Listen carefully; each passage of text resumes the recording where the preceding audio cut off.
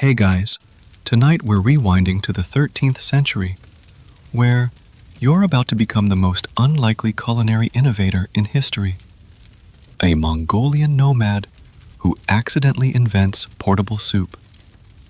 Right now, you're crouched in the tall grass of the steppe, knees protesting against the hard earth, squinting at a horizon so vast it feels like the sky is pressing down on you. The wind isn't just blowing, it's performing, whistling through your fur-lined hat like a bored spirit.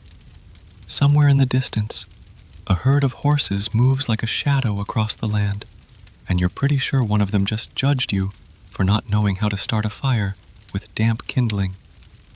Let's be real, you probably wouldn't survive this. The Mongols didn't believe in beginner's luck. They believed in beginner's trial by freezing wind, questionable meat, and the constant threat of a warlord's temper. So, before you get comfortable, take a moment to like the video and subscribe. But only if you genuinely enjoy what I do here. Drop a comment with where you're listening from and what time it is. If it's 3 a.m., no judgment. The Mongols napped on horseback. You're in good company. Now, dim the lights. Maybe turn on a fan for that soft background hum, and let's ease into tonight's journey together. The air smells like wet grass and horse sweat. You're a scout for Genghis Khan's army, which sounds impressive until you remember your job is basically guy who walks ahead and hopes not to get shot by arrows. Your stomach growls a sound so loud it could scare off enemy spies.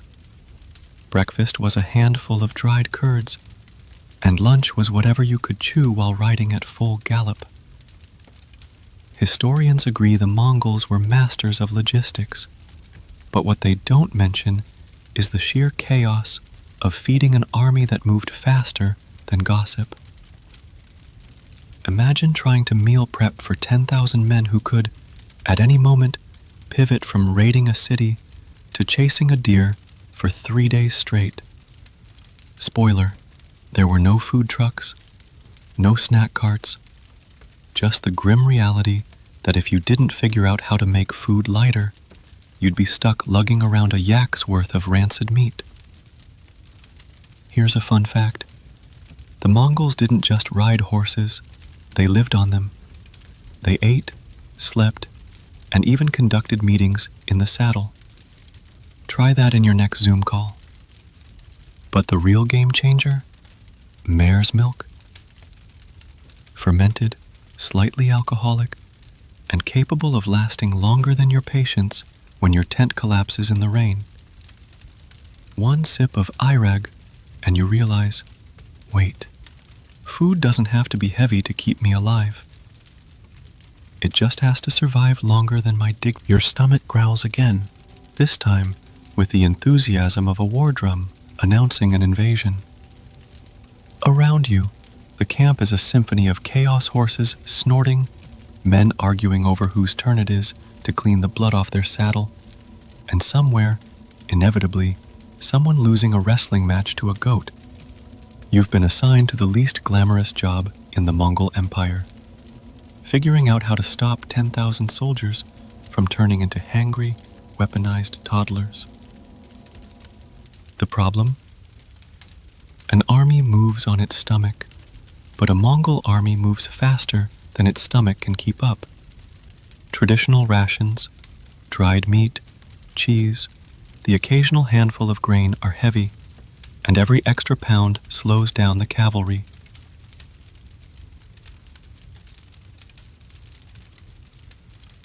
Genghis Khan's entire military strategy depends on speed, and right now, you are the bottleneck. Here's the thing nobody tells you about history's greatest conquerors. They were obsessed with efficiency. The Mongols didn't just want to win, they wanted to win without unnecessary paperwork. So, when a grizzled cook shoves a leather pouch of mystery meat into your hands and says, "Make this lighter," you realize this isn't a request, It's a survival test. You stare at the meat.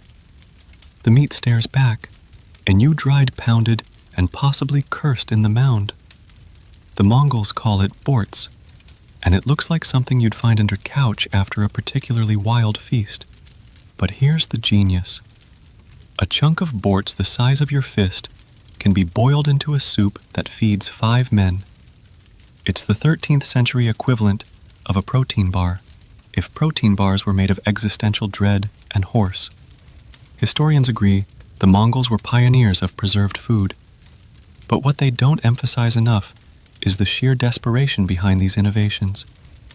Imagine trying to explain to a modern grocery shopper, yes, we intentionally left this meat under our saddles for weeks. The horse's sweat is part of the flavor profile. Concessions. And now for the debate that still divides scholars. Did the Mongols invent jerky or just perfect it? Some argue Central Asian tribes had been drying meat for centuries, but the Mongols turned it into a logistical art form. Others whisper that Genghis Khan's cooks were just really bad at fresh groceries. Either way, you're about to become the Steve Jobs of portable calories, whether you like it or not. The first time you try a rog, it tastes like someone left milk out in the sun, then kicked the bucket over and yelled, "That's a delicacy now." Your face does something between a wince and a prayer as the sour, fizzy liquid hits your tongue, but then, slowly, something miraculous happens. The hunger pangs quiet down. Your head feels lighter, and suddenly, the fact that you haven't eaten anything solid in 2 days doesn't seem quite so tragic. You're sitting cross-legged outside a felt-lined ger, watching an old woman stir a massive vat of the stuff with a wooden paddle that's seen better centuries. She catches your expression and cackles, revealing exactly 3 teeth. "Stupid city boy," she says, "though you were born in a yurt just like hers. This is what keeps warriors riding for days. Not bread, not meat, this." She thrusts another cup at you, and this time, you notice the way your fingers feel warmer holding it, how the alcohol content is just high enough to make the step winds feel like a gentle caress instead of nature's slap. Here's the historical fact that never makes it into textbooks. The average Mongol warrior consumed about a gallon of arag daily. It was their Gatorade, their protein shake, and their morale booster all in one. While European armies were busy dying of dysentery from drinking filthy water, the Mongols were hydrating with a probiotic-rich, vitamin-packed super drink that just happened to get you pleasantly buzzed. But here's the quirky detail that makes you spit take your next sip. They didn't just drink it, they used it as glue. Need to patch a leather saddle in a pinch? Mix some arag with flour, and you've got an adhesive that'll hold through a blizzard. Historians still argue whether this was intentional chemistry or just happy accident born of desperation. As you watch the camp dogs lick spills off the ground and immediately start wobbling, you ponder the great unanswerable question of the steppe. Did the Mongols conquer half the known world because of their brilliant tactics? Or because everyone else was too busy vomiting from bad water while they stayed perfectly hydrated on alcoholic mare's milk?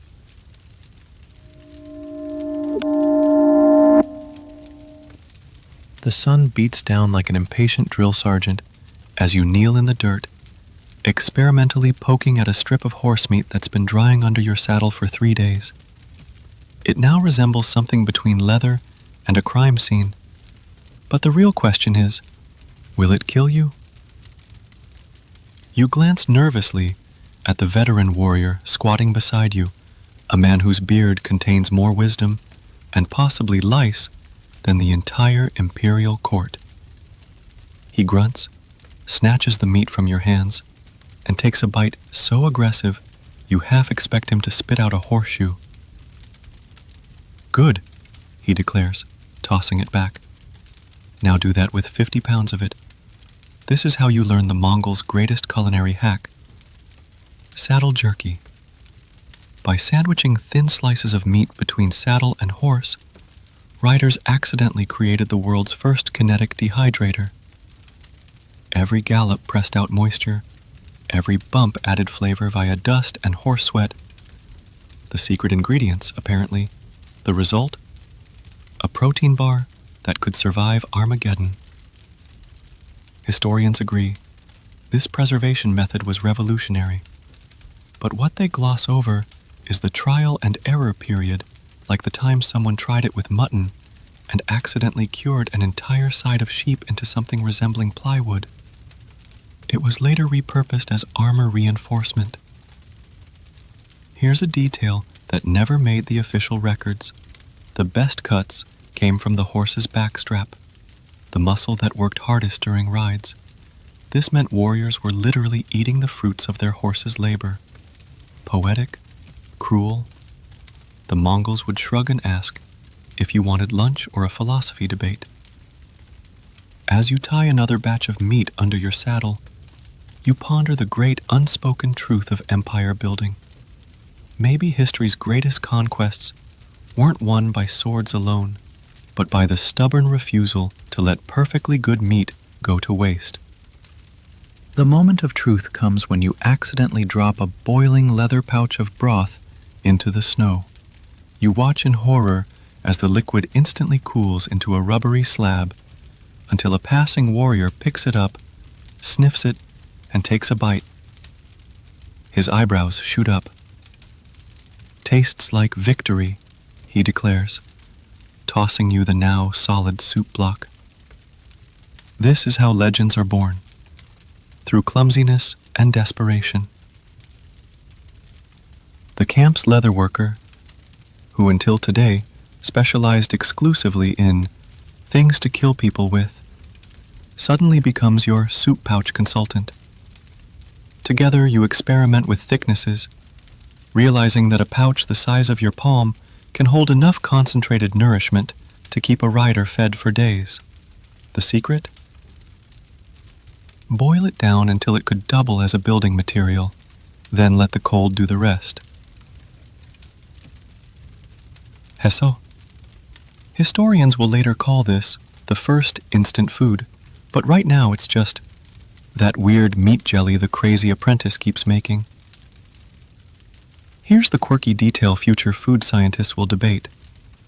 The Mongols likely discovered that collagen-rich bone broth worked best, meaning their soup was essentially medieval jello with more existential dread.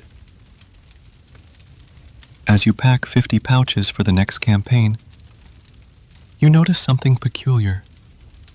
The blocks don't freeze solid. Even in the cruelest blizzard, they just get chewier. This revelation hits you like a stray arrow. You've accidentally created the perfect emergency ration. Now for the question that will haunt culinary historians. Did they realize they'd invented the ancestor of modern MREs? Or were they just thrilled to stop eating saddle-flavored jerky for every meal? The day Genghis Khan summons you to taste test your invention, you consider faking your own death. The great Khan sits on a simple wooden stool in his campaign tent, his saffron robe stained with the evidence of previous meals and possibly previous tasters. He holds up a reconstituted soup block between two fingers like it's a suspicious insect. "Explain this," he commands, and you realize there's no good way to say, "I dropped dinner in the snow and now it's immortal." Oh. What happens next becomes legend. The Khan takes a bite, chews thoughtfully, swallows. The entire tent holds its breath. Then he nods, just once. The relief is so palpable, you could bottle it and sell it as stress relief. "Make more," he says, already turning back to his maps. and stop looking at me like I'm going to kill you. Today, Bo. Here's the historical fact that gets buried. Genghis Khan's approval transformed portable soup from camp oddity to military standard. Within months, every rider carries at least 3 soup blocks wrapped in waxed cloth.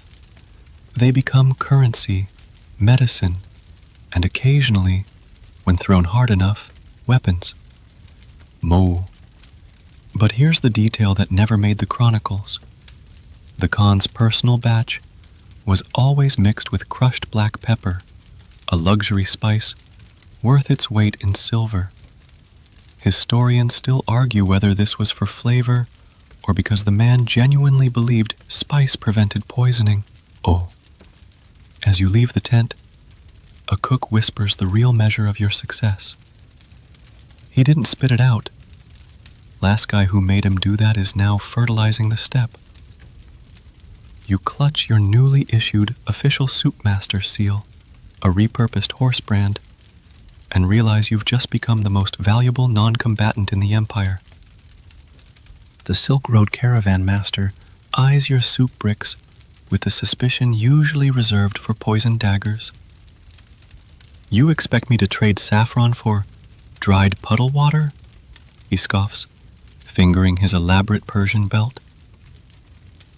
But when you demonstrate how 1 block transforms into a steaming bowl of broth, with just snowmelt and a campfire, his expression shifts to grudging respect. By sundown, you've bartered an entire saddlebag of soup for spices that make your eyes water just smelling them, and more importantly, for the caravan's secret weapon, Chinese black tea bricks. This is how empires exchange more than goods. They trade survival strategies. The Mongols teach the Persians how to preserve meat without salt. The Chinese show you how to compress tea leaves into portable coins. You learn that Arab merchants carry sugar that doesn't spoil, and Tibetan traders have yak butter that lasts for years. Suddenly, your soup isn't just military rations. It's the ultimate bargaining chip in the world's first global food network. Historians agree the Silk Road connected cultures, but they rarely mention the real MVP, hunger. Here's the quirky detail that fascinates food anthropologists. The most traded items weren't silks or jewels, but lightweight, non-perishable foods. A single brick of your soup could buy passage through a mountain pass. 3 could bribe a border guard to forget he saw you. As you pack your newly acquired tea bricks next to the soup blocks, you ponder the great unasked question of globalization. Did the Mongol Empire expand because of its military might, or because its soldiers were the only ones who could offer a decent meal in the middle of nowhere?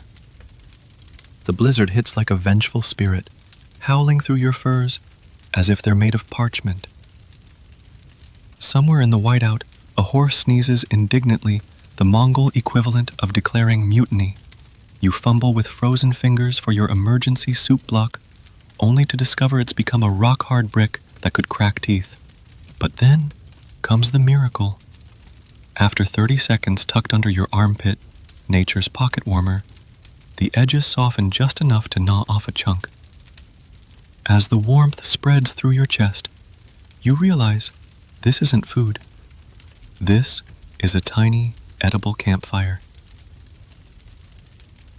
Around you, warriors follow suit, looking like a group of very dangerous squirrels nibbling on frozen treasure. The veteran, who once mocked your playtime cooking, now nods approvingly as his block melts directly in a helmet over a candle flame. Clever city boy, he grunts, which is basically a Nobel Prize in Mongol compliments. Here's the historical fact that saved thousands of lives. Portable soup didn't just withstand cold, it thrived in it. While European armies starved when supply lines froze, Mongol troops ate like Khans. The secret? Collagen from boiled bones created a gelatin matrix that resisted crystallization. Basically, medieval science magic. But here's the detail that never made the chronicles. Warriors began storing soup blocks in their hats. Body heat kept them pliable, leading to the empire's weirdest fashion trend, lumpy helmets that smelled faintly of onions. Historians still debate whether this was practical or just because no one dared tell Genghis his army looked like they were smuggling mushrooms. As the storm rages on, you doze off to the sound of contented chewing, the Mongol lullaby. The unanswerable question lingers. Did they conquer Siberia because of superior tactics, or because they were the only ones willing to eat dinner that doubled as a building material?